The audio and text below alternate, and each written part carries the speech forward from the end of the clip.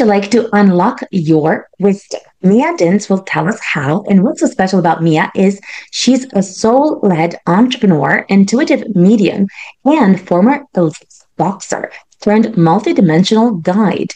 And her work bridges body and spirit through quantum embodiment, guiding others to unlock the wisdom within their cells, ancestry, and soul. So, Mia, tell us about what does unlocking your wisdom actually mean and how can someone do it?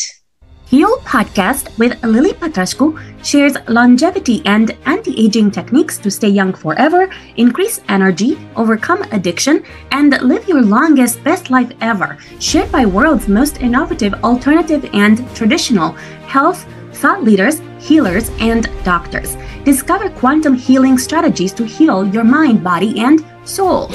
Yeah, it's such a big question, but honestly, first and foremost, the bigger thing is to spend time with yourself. Honestly, there is no shortcut. I have been thinking about this question a lot and I get it asked all the time.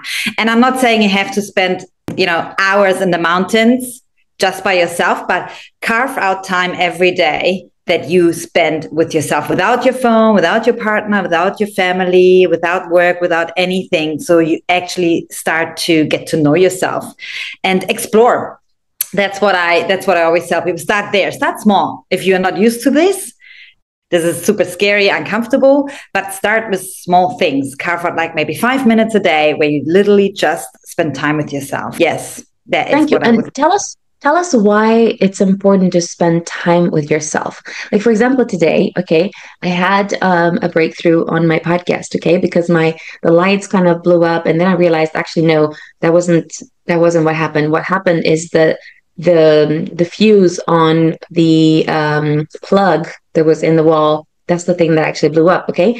And then I realized, actually, because where I am staying right now, someone was able to fix it really fast. And I realized, wow, I'm actually supported. I'm a lot more supported than I thought, right? So it's like sometimes you get these kind of nuggets of wisdom that you get. And I've always thought that I was unsupported.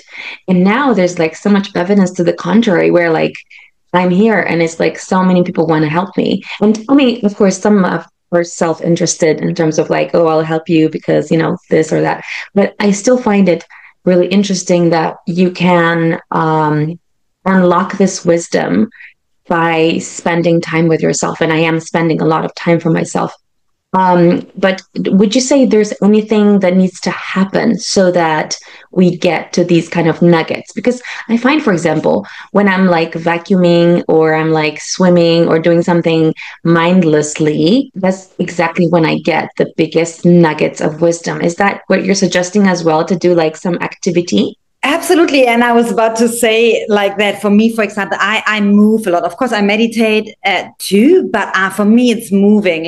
It can happen. For example, yesterday I boxed in a gym and there was a little bit of anger coming through. And then I was like, oh, okay, where's this anger coming from? And there was stuff coming up. And then I started tearing up, release of emotions. And after that, oh, I am calm as a leaf and I'm ready to go deeper. And it's about connecting and exactly what you said. When we start to move, I personally, depends on your personality and what your needs are. But when you start moving, things can just shift within you. It's like energy, right? Emotions, energy, emotion. I believe you have to just let it move through you. So many people get stuck with the emotion. They're actually thinking they are the emotion, but we're actually simply the people who experience it. And when we move, we can let it just move through us. And coming back to your question with why it's so important to spend time with yourself and to get to know yourself. If you don't know yourself, how will somebody else know you? If you don't know what you truly need, you are always a victim to the outside, to the external, and they can use you or it, whatever the environment you're gonna be a puppet of that. And most people are, and they're not aware of it. They think that's it. Yeah. So, are you saying that because most people don't spend that much time with themselves, that's the reason why they get taken advantage of, or they're not listening to their intuition, or they are getting into situations that don't make a lot of sense for their general well-being and direction in life? 100%, because they don't even know what they need. Okay. And what would you say is the solution? Is it just to spend time by yourself and that's it? You're going to unlock your own wisdom, or is there some deeper thing that we need to be doing to get there? I mean, it all starts there. And that is the power of it. When you start turning into yourself, you will receive certain guidance, and it will guide you. Oh, actually, I'm interested to go deeper, and I want to, heal my trauma, or there are unprocessed emotions. So I would like to go to therapy, or I need to call this person, or actually, I would love to start a podcast. Let's research a podcast. This is what actually happens when you start spending time with yourself, because you get these downloads, these insights about yourself and what you actually want to do. But when we are always surrounded by things and constantly busy, we have no chance to actually feel that and hear these whispers, because our intuition that we all have, so our inner compass, is just a subtle whisper, and our mind is very loud. And we are so conditioned to listen to the mind. I'm absolutely a fan of the mind too. I'm not saying, we need both. But it's really important to learn to trust our intuition. And we can only do that when we declutter everything a little bit. Yeah, it's very important. Thank you. How does one distinguish between what came from your mind and what came from your intuition? Because I still don't know. Yeah, it is. I know. I love this question. And I constantly get put into situations where I get tested, and we always will, because it's very nuanced. It gets even more nuanced the more experiences you have, right? Okay, firstly, to keep it very simple, just what I said, this is based on my own experience and with the people I work with, and it's a whisper. It's very subtle. It's maybe, let's say, it's the first 1 or 2 seconds, the first instant, like this, like, go left. It's a whisper, go left, right? The mind is like, go right. You have to go right now. And then of course we will listen to that because we are so used to that. And it's very strong and loud. Bless you. And that is a confirmation here. But when and intuition is not positive or negative, it's neutral, right? It is neutral. That is also very important to remember, and trust that whisper. There's nothing to lose to go. I mean, unless you are standing in front of a cliff and the left one would be going off the cliff, I would recommend to not go, but I believe that your intuition wouldn't do that. But just start with those little things, start to follow those whispers, like go left. Let's say you want to go for a walk. Put yourself into situations without a plan, without logic. That's how you start. When you go for a walk, and then just trust your intuition. Maybe it says, oh, I want to go to touch that tree, or I want to sit in this cafe. Whatever may happen, you may bump into a stranger who will tell you something about that. You're like, oh, actually, I'm really interested in that. And things can happen, right? And that's the first part. The second part is how you ask about, I don't know. Sometimes I'm still getting caught up. We all will. It is experience. And you can only get confident with trusting your intuition and the whisper and yourself by experiencing. And because when you then may go with your whisper or maybe not, that's totally fine. After that, you can reflect back. You will see the outcome of what happened. And then you're like, ooh, bummer. I should have actually listened to that whisper because maybe something negative happened to you, right? Something like that. If you don't mind, I can share, for example, like a very recent experience. It's a bigger one, but also because I'm already training my intuition like a muscle every single day. I was meant to go to Australia instead of Vietnam right now to see my soul family, and it was all planned. And I was in Bali at the time. I had the flight ticket booked, the visa, everything. And my body gets very strong symptoms, which I discovered is now a new sign for me that is a no. And so I woke up, I think maybe 4 days before the flight. Even before it was already subtle.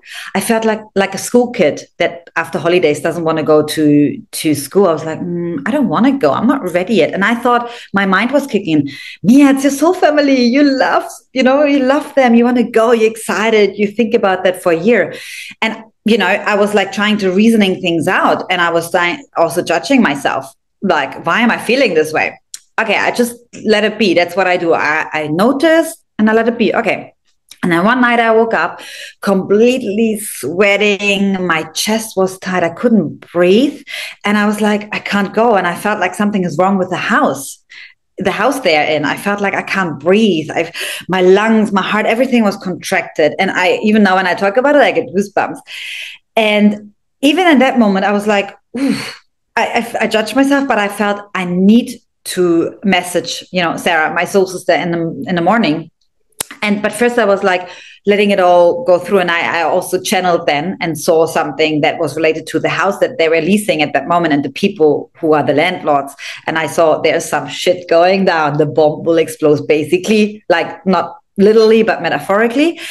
And so I messaged her the next day, and cut a long story short, it all happened. Literally everything I saw happened, and there was something really wrong with the house. Like there was dust stored everywhere, which they didn't tell me, and that really affected their health, especially her partner's health, Mark. And he even had to go to the doctors, and it was really bad, like an allergic reaction. And then also the landlord started to play a dirty game and trying to, like suppress them and how you're talking like it's not true and lies and all these things. So now imagine I would have gone there. I would have been completely sucked into this whole trauma, and I would want to help and things. But I saw I cannot help if I am going into the storm, right? They are already in the storm. I can only support if I'm sitting back. And also at that time, my body and everything where I was at, I wasn't able to hold that capacity of that energy. And that was big, right? That was big to fully trust that, to say, no, I'm not coming. And also my visa for Bali was running out. And then I had to feel, what is it that I'm meant to do? And I never planned to go to Vietnam, not at that time. And so I got guided here, and it's the most beautiful blessing and surprise in every sense of the way for me. I know it was a bigger story right now, but this is how it could go. Another outcome would have been, I would have completely be in my mind and be like, no, I want to go. And no matter what, I'm going and I'm supporting them. And whatever would have been happening then, I don't know. But I'm so glad that I absolutely trusted that. And now it all makes sense. And yeah, so I will go later. Thank you. I actually had like a similar experience where I booked a flight to go to Miami. And then immediately, I mean, even in advance of me booking it, it's like I didn't want to go there. And I just thought, like, I don't know, there's something wrong. I don't know. Then what happened is that actually the airline presented me as the person to check. Okay, so they kind of checked me everywhere.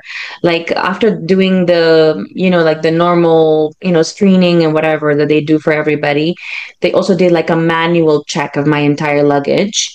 And then when I got there, they put me into this room to question me and interrogate me. And so when I was like freaking out, I thought, oh my God, I think they will send me back or they'll put me in jail. And it's not like I didn't do anything, but it's like just, I don't know if it was like the fear of, me overthinking about, the general situation in the US and so on. And that's the thing that actually caused it. Or it was just like a premonition of something could possibly go wrong. And I mean, it almost was, not that I had done anything. It's just like, I'm like an exemplary citizen, but, I think they're, I don't know, checking everyone just to keep with the rules. I don't know. And the entire time that I was there, I mean, I didn't really enjoy myself being there, so it probably was a bad decision to go there. And that was like a time when I didn't follow my intuition. And I'm wondering, let's say for people that, let's say, hear their intuition all the time and they don't follow it, what would you recommend for them to do to actually have the courage to follow this intuition that they have? Because sometimes it can lead to discomfort, like temporary discomfort, in the sense of like, let's say sometimes you could be encouraged to go to a country without money. Or you could be encouraged to, break up, or you could be encouraged to like cancel a trip and disappoint some people that you had promised stuff to, right? So it could lead to some things where you aren't able to keep to your promise. Absolutely. I understand. And of course, I have experienced that millions of times. But this is where the experience comes in, where when you do it more and more and more, you become more confident, right? That there is no shortcut. And because confidence is not a thing, it is something that grows with time. But when for example, like, of course, that is what I mean. Like when there's lots involved, like families and other people waiting and depending on you, it is harder. It is a bigger decision. But if you truly choose yourself, make yourself a priority, not because it's selfish, because that's what most people have this misperception, but because this is the most selfless thing you can do. Because only when you choose yourself first and fill up your cup, you give 100% of yourself to other people. Otherwise, you give them a half-filled cup of yourself, which is selfish, right? At the end. I know it sounds like paradoxical, but this is the truth. But for those, okay, maybe when you constantly ignore your intuition because you are conditioned to listen to your mind, as I said before, start small. Start with little things then. Okay, like use your intuition, like with how you choose your clothes, maybe, or even with your food. If you really start tuning into that, it's amazing, because your body will, for example, tell you what it actually needs, not from the mind, not like, oh, I have to have greens for dinner now because I didn't have enough for the day. But maybe your body doesn't need greens that day. The innate wisdom of the body will tell you, okay, today I need more carbs because maybe you are one day out from your period, for example. I don't know. Could be anything. It's about trusting those little things. I would start small, very small, with small things where you start using your intuition and trust that instead of the mind, choosing your clothes, whatever, the cafe you go to, you meet with let's say you have a meeting with your friend. Don't make a plan about the cafe like right away. Just meet up and then walk together. I know it's with two people, but even when you're by yourself, it's easier to start by yourself, and then later on you can do it with other people together. So all I can say is start trusting it. Your life will become miraculous, and you're not so stuck in your mind. And like you said before, it's about, then you will realize that everything is perfectly orchestrated, that everything you are held, you are supported in many, many ways that you can't even imagine. And life becomes fun. You become like childlike about like, oh, that's amazing. And you start to be curious again about life. It gives you actually life force energy back. That's my own experience, because when we constantly like constrained by the mind, or just constantly everything is structured, like from the moment we wake up to the moment we go to bed. We need structure, right? But within the structure is like allow some flow, like really make time for a little bit of flow so you can express, yourself, whatever wants to emerge through you at that time. Yeah. Thank you. I find that, for example, I follow my intuition, especially because I have sometimes like a sense of knowing about certain things. For example, like being betrayed by someone, or someone who has just got bad vibes, someone who doesn't have like my best interest at heart, that kind of thing. I can generally tell that in advance. The only thing is I seem to have like a blind spot for narcissists.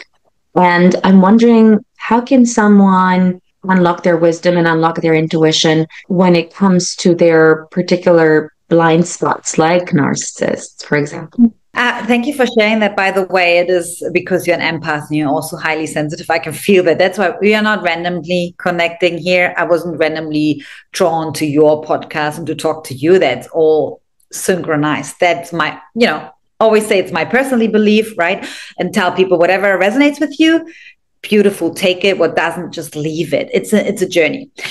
And what you just said, like, because when you are an empath, we naturally, when we're not aware of our boundaries, it's a boundary thing, and blind spots. That's why it's good to be surrounded by people who are on the same frequency like you, who want to be more intuitive, who want to trust that, and people who know you, or maybe even a coach, or like I am an intuitive soul guide, for example, someone like that who would just help you along the journey a little bit, hold your hands for a little bit until you're ready to go. That's what I do. I help people to actually learn to trust themselves and remember who they are through many, many various tools. And then my goal is to empower them so they don't need anybody but themselves.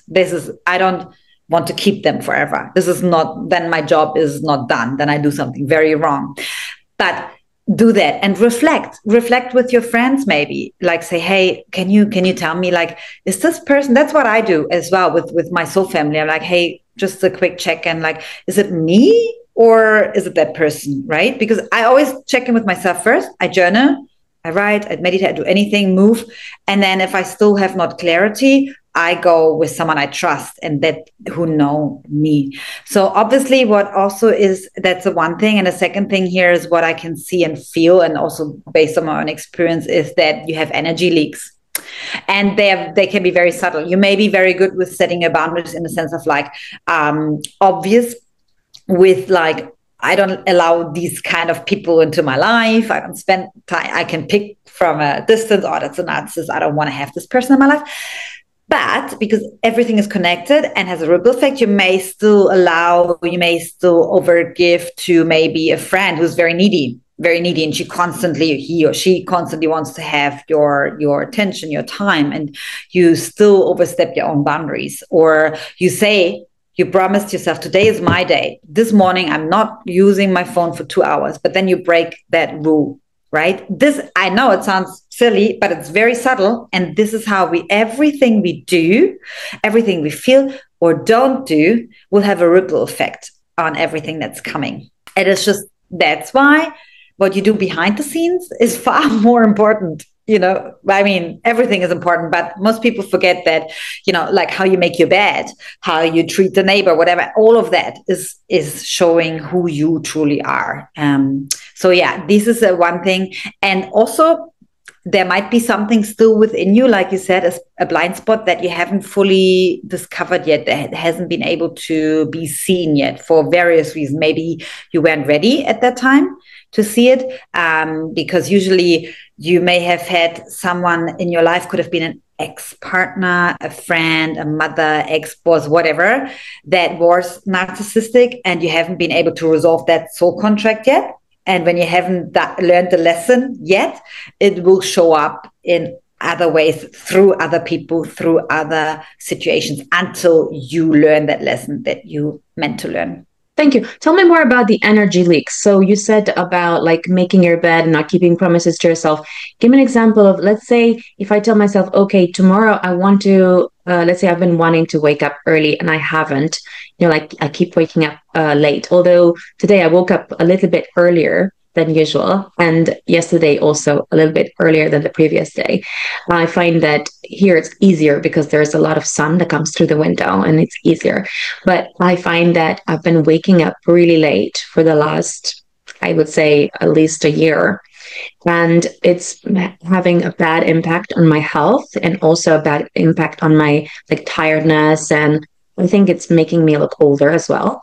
Whereas I find that when I go to bed early, I could look like 10 years younger, like even in 1 week if I was to, do it. And I know it's a great habit to have, and I just haven't been able to do it. And I keep saying, okay, tomorrow I'm going to wake up at 8, and I set my alarm and then I turn it off and I go to bed. And I'm wondering about, you said that when you don't keep promises to yourself, tell me more about the energy leaks that creates. I mean, to your question with the waking up late, I think there are many layers to that. There are a few things to look at. It's about like, okay, what is happening in your life right now? Why, what is distracting you? Like, what kind of routine can you set in the evening to actually guide yourself to go earlier to bed? Like what keeps you up? And then basically, for example, if let's say you wake up now at 9 a.m. because late, let's say, and then you set your alarm at 8, it's maybe a big jump an hour. You have to learn, our body learns to go into circadian rhythm. So maybe do 15 minutes. Choose something. It's like, choose something that you can stick to. An hour is a big big jump, right? For the body, it's a big gap. So maybe do 15 minutes or even 10 and celebrate that. It may sound silly, but then over time, okay, do that for 1 week and then go 15 or 20 minutes for another week, and then slowly work yourself that way. It's the same when you go to the gym and someone wants to do a pull-up, or 10 pull-ups, but they can't even do one. I mean, the gap between doing 10 and one, that of course you're gonna fail. So you're setting yourself up for failure, and then that way you're going into this loop, into this cycle. This is one thing to look at. By the way, I understand that because when I was living in Spain till August, I was a year living in Spain, and because everything is late there, my circadian rhythm changed as well, and I had to, and naturally I'm an early bird, always have been since I was little, and it was first I was fighting it, and then I was like, okay, how can I still keep a healthy rhythm, but still, of course I'm going to align. That was also big learning for me, that you also align with your environment. It's a big key in our life, where we are at, where we're living, and our surroundings. They influence us no matter what we do. So to look at that, and I know you said you're on this nomadic, journey right now. You want to find the place. I guess it's also for you a sign that this wasn't the right place. And obviously there is something, that is about that you don't make yourself priority. Because if you really would make yourself a priority, if you truly would, you would just do it. You would completely and that's fine. I was in a situation before too. And then I realized, oh shit, Mia, you don't make yourself a priority. You think you do, but you actually don't. So thank you. But tell us more about the energy leaks you create when you don't fulfill your own promises, or when you don't make your bed. Or you said that basically all the different actions you do behind the scenes impact you and how you come across a lot more than you think. And tell us how this shows up, for example, for you or for other people. How does this become obvious? Let's say that I'm undisciplined and so on. Would other people be able to see these kind of like energy leaks that I'm creating by creating these micro habits that are, bad habits that I've had, let's say?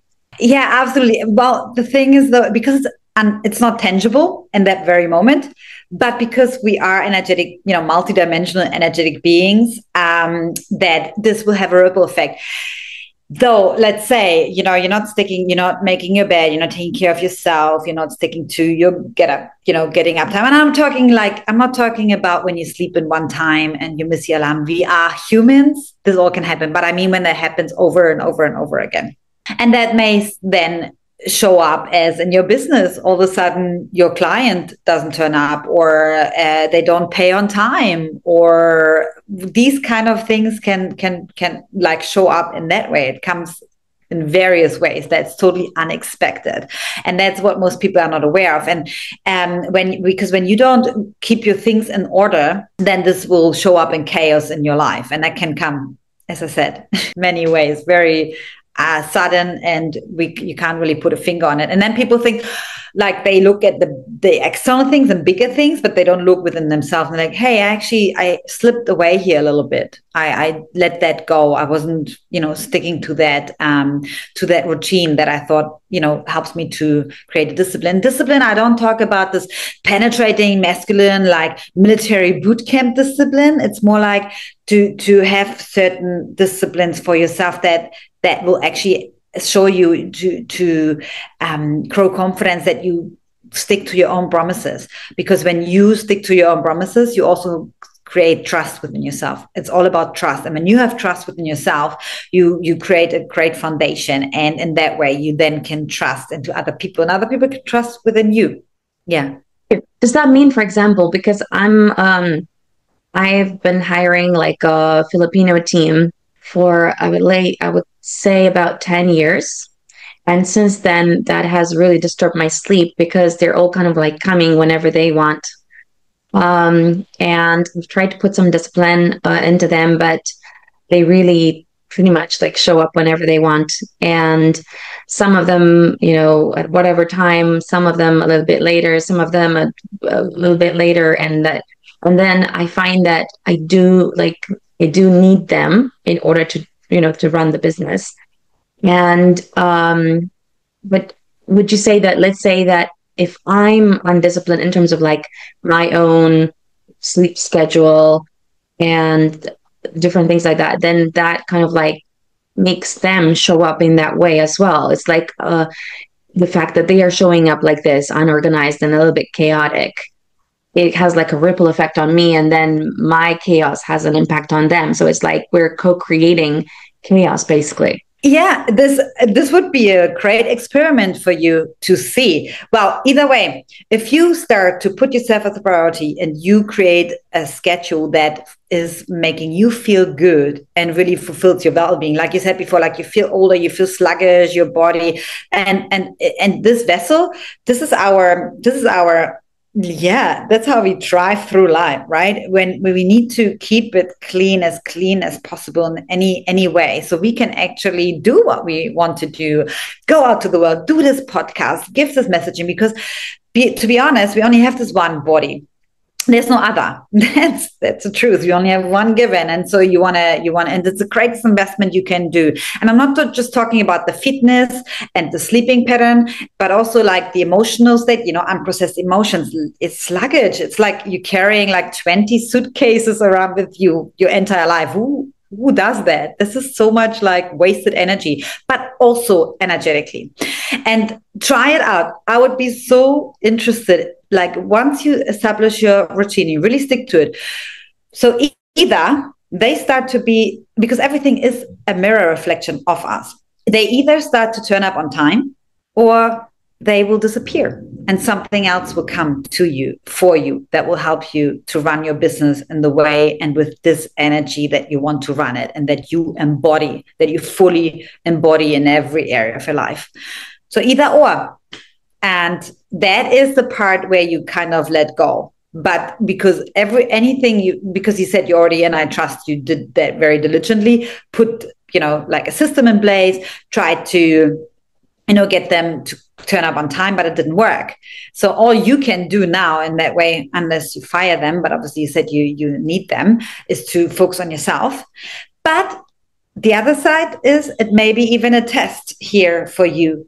Why do you allow that energy in your life? Why do you allow people like that to run your business? With the app, it's just a question for you. It's for you to explore. Why do I actually allow that in? Why do I attract that? Of course, you focus on yourself, but it could be a test to set boundaries. No, even though I need you, but I am certain, and I believe that there will be much, much better suitable workers out there, employees for me, who can help my business to thrive. Thank you. And tell us about your quantum embodiment system. Does it have anything to do with healing unprocessed emotions as well? And if so, how does someone do that so they can unlock their wisdom? Quantum embodiment. There's so much to talk about, but to keep it very simple, like unprocessed emotions, let's say, for example, anger. If you have unprocessed anger, that can show up in your liver, and it will be, like it can influence there. And the moment people can then develop maybe liver diseases, or like they have the blood count is not right, or it hurts, whatever, or any other things will be stored in our body in some shape or form. And when you start to really tune into the wisdom of your body and like go to these body parts and talk to them, connect with them, and what do you want to show me? What is there? And then this anger could be related to a childhood experience where you maybe where your needs were unmet and where you felt rejected. Maybe, let's say, for example, by a parent, they left you behind and you were getting angry, but your anger was suppressed at that time. You weren't allowed to be angry. You got told off. Don't be angry about that.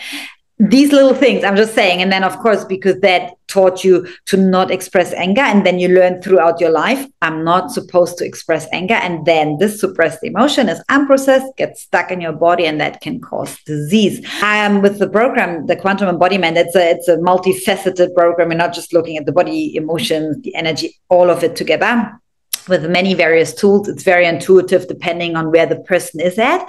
But the first thing I will give is a body awareness journal for a week to see where people are at. And it's not about like, I, of course, ask them about all these things like what they eat, what they do, how they feel, if they're tired, the sleep, just that will give them the chance. And I don't need the nitty gritty stuff, but I need it to start with when people are not familiar with it, but I need an overview. What is going on? How do you actually feel? How do you feel after food? How do you feel before? Are you an emotional eater? How do you feel with movement, without movement? And then we kind of start there and see where we're at. And if somebody comes with an ailment, we go right there and tune into that. And the more you start releasing and process emotions, and that will take some time. Of course, it doesn't happen overnight. Then your body will start to shed things. Like I have the clients I work with, they were losing weight, like just water weight or emotional weight, actually, that they were holding on. One of my clients, actually, my soul sister Sarah, who worked with me, she then a trauma that was stored deep within her that she was like not even able to unlock, that she was sexually abused by her stepfather when she was a teenager. She didn't know that.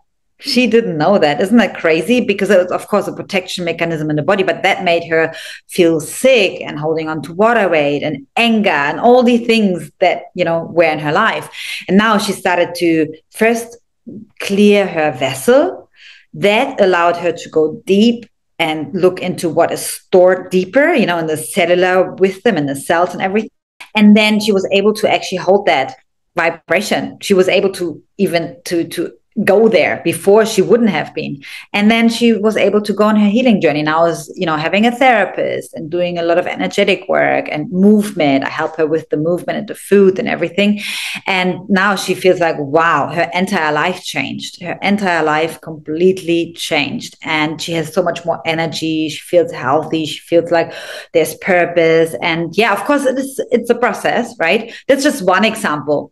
There are so many more. But really, it is amazing what is stored within our body, but also how our body can heal itself. Thank you.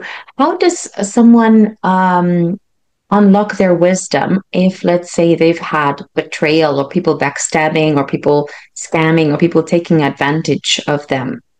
You mean like how to stop that happening? Yeah, like how do you release that unprocessed emotion so that you can start to figure out actually the kind of lessons you're supposed to learn through that? Yeah. Firstly, I mean, if that means like attracting the betrayal, there's something within you that is obviously a lesson that you haven't learned yet. There's a sort of energy stored that will attract this kind of betrayal. Are you betraying yourself? Are you overgiving? Are you an easy target? Is there something that needs to be released? And that is, of course, very unique and individual, depending on your situation and your life and everything, your childhood, whatever you picked up. And we need to go there and to really get there to unlock that and to see what is it trying to tell you. And it sounds to me, if somebody comes with that they're not really clear on their own needs to express that, right, with betrayal and the boundaries as well, and that there are lots of leaks, like that they allow this energy in, and that there may be something from this lifetime, if you believe in past lives, maybe from a past life where they have maybe done that. They have maybe done betrayal, and that it's a lesson. There's something that they need to see. It's not sometimes, to be honest, because I do also look Akashic record reading, so I can see and look into past lives, whatever is stored in your cells. Sometimes it's not so much to go into the nitty gritty stuff and know everything. Most of the time, it's literally just that this wants to be seen, wants to be acknowledged, and to be released. And this is it's not there's no one single kind of approach. Like for the question you asked me, it is kind of like a very intuitive process, but most likely we are betrayed, right? What is the natural response of suppression? Is the anger, right? Aren't we angry? I mean, I got betrayed before. I was so angry. I was like, why is this happening to me? I'm a good person. I do things like, and that is, I believe, when you start releasing anger first, like really let your ego have a tantrum. That's really important to let it out, but in a constructive way. So of course I would recommend boxing or, running or whatever, like jump or immerse yourself in a cold plunge, whatever, like anger just wants to be released. It's a very fiery energy. And with the more you allow that, you will get to the bottom of where is it actually coming from. Yeah. Thank you. I remember when I was really young, my grandma used to beat me, and she used to say, don't cry, because if you cry, I'm going to beat you harder. And I did learn to suppress that. And for example, like if anything happens around me, I'll have this ability to be completely calm. But I suppress it, and I am very vengeful as well. Like what I mean by vengeful, like I find the biggest revenge is for people to lose me from their lives.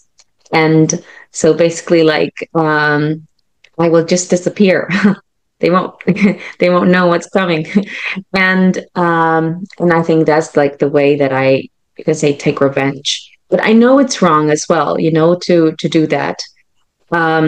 Anyway, I forgot my question now.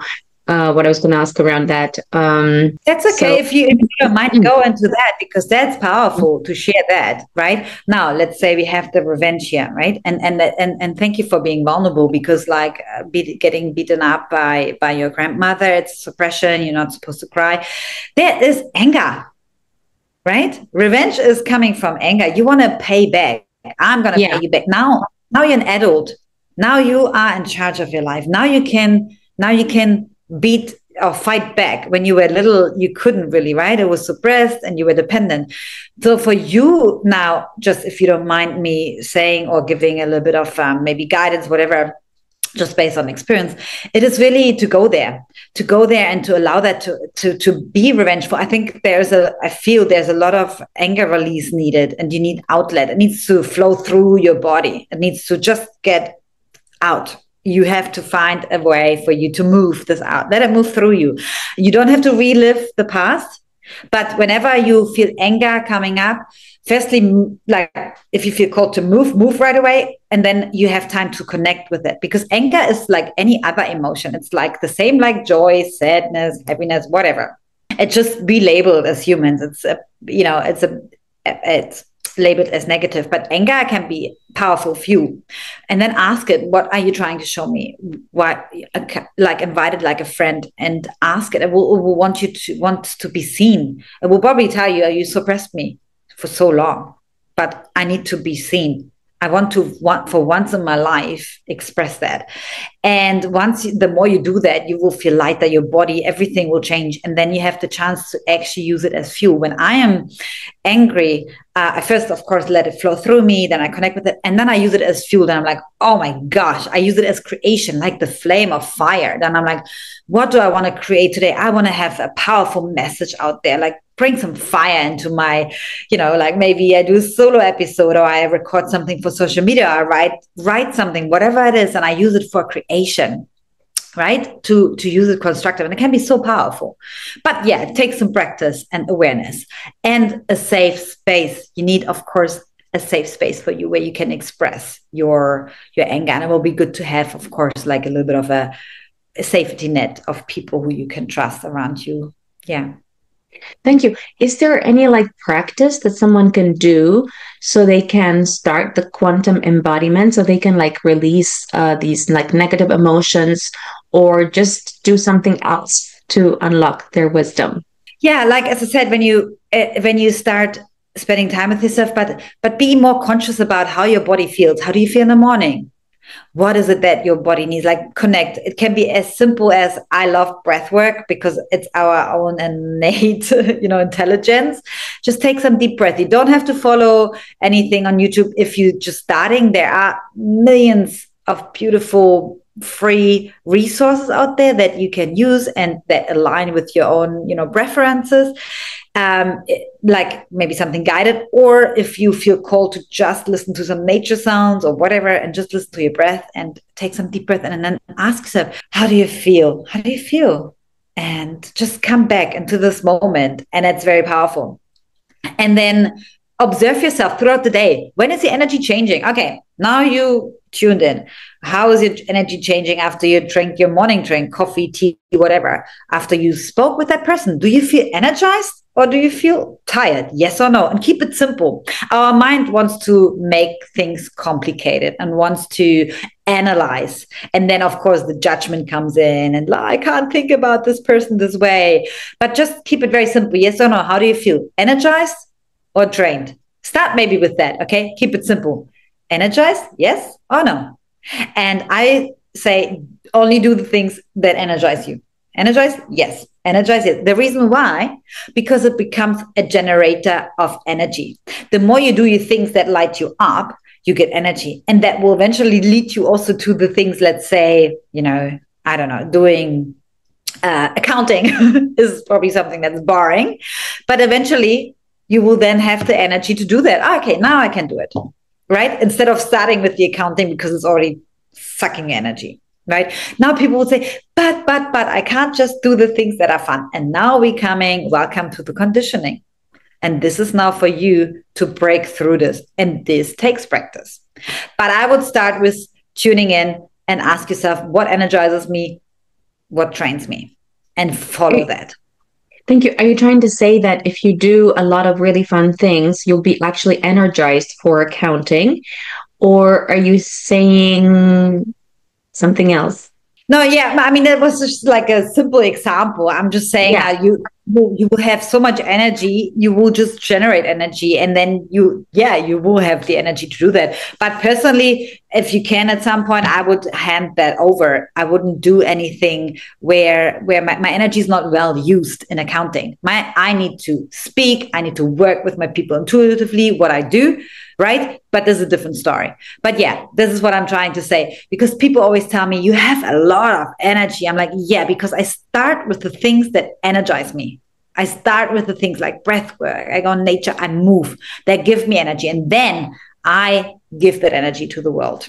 Yeah. Thank you. That's a very interesting thing that you said. Tell me where entrepreneurs can connect with you. Absolutely. I am having, of course, Instagram handle and a website, a podcast, Spotify, and a YouTube channel and TikTok. So I'm basically, almost, but I'm very well spread, so they can connect with me there. And if somebody on my website, you can basically find all the handles and my WhatsApp contact too, and my email as well. Thank you. Yeah.